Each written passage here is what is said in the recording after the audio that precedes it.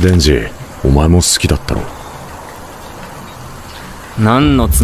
Just like a spoiled child that was given everything good and shiny, anime fans have been given some of the best quality animation the media has ever seen in its entire history in the last 2 decades. And now, because of that, any anime that's not up to the quality of Solo Leveling or Jujutsu Kaisen is considered bad animation.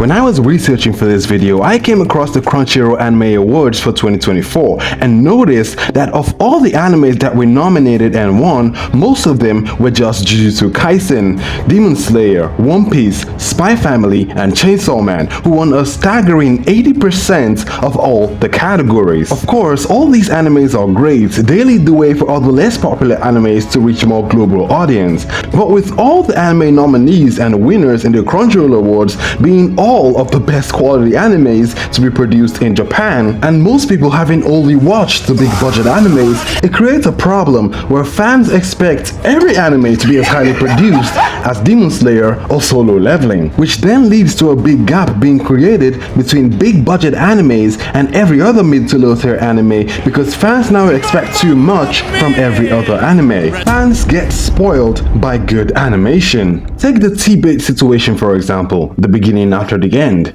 After Solo Leveling had aired, a highly anticipated anime that delivered with high budget and quality animation from popular manhwa, fans were looking for the next big manhwa to get animated, which ended up being The Beginning After the End. An almost equally popular manhwa to Solo Leveling, Tbate was hyped to be equally as good as Solo Leveling or even better by the manhwa readers who referred to Tbate as the father of all isekai. I wonder where I've heard that before. Tbate is one of the most popular manhwas in Korea alongside Solo Leveling and Tower of God, so fans expected The Beginning After the End to have equally good animation quality or even better than the already adapted manhwas. The hype was there and expectations were very high. When the first episode of Tbate finally dropped, fans got angry and called it a slideshow. People that got hyped were disappointed, while manhwa readers of The Beginning After the End got angry. And what do fans in the anime community do when they get angry?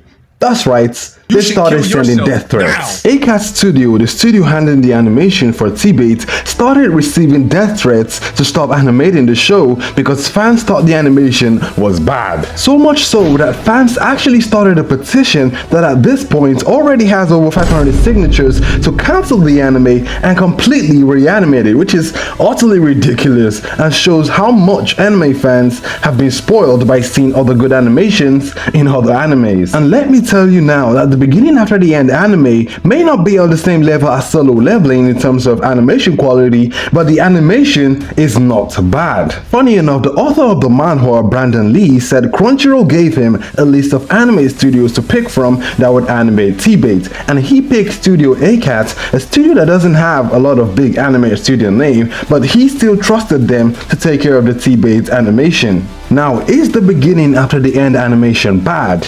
No, it's not. It's literally on the same level of animation as every other anime that wasn't nominated for the Crunchyroll Awards. Fans blaming the animation studio don't understand that studios can't animate every anime on the same level because every anime project comes with a budget. Every anime can be like Solo Leveling or Jujutsu Kaisen because every anime doesn't have the same level of budget as those top animes. Some people say Tbate just looks mid, but mid is actually what most animes look like. And if you want to talk about bad animation, you can take a look at stuff like the latter seasons of 7 Deadly Sins or X-Arm. Yeah, X-Arm. Remember that? The studio can't be blamed when the animation quality of an anime doesn't live up to the fans' expectation because most of the time, studios have a set budget. They usually have little to no time to work on each anime, they usually are understaffed and work on multiple animes at the same time. Not to mention the bad work ethic of Japan as a whole. Back when Jujutsu Kaisen just finished airing, I remember everyone literally wanting Studio Mappa to animate every other anime, not knowing that the workers at the studio were underpaid and overworked due to handling multiple big budget animes in a relatively short period of time when compared to other Western animation studios. Studios having to work with a set budget explains why some animes lose quality in the latter stages of their seasons, maybe due to the budget running out or simply not enough enough time to finish the animation, which is why you see animators cutting corners to finish the animation on time, which then leads to the animation looking awful. Budget and time is also why long-running animes like One Piece need to take breaks from time to time, because animators aren't freaking robots